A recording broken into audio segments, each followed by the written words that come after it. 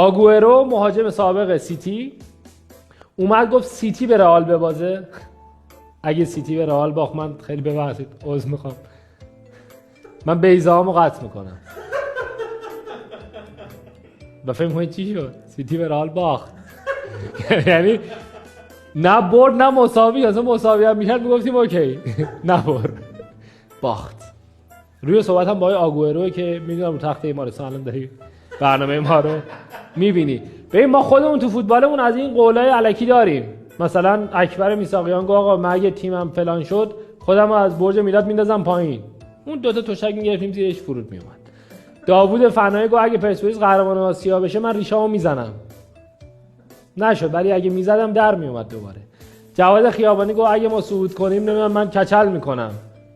نشدیم و نکرد، ولی اگه میکردم دوباره در میومد. در نمیاد دیگه. میدونیم من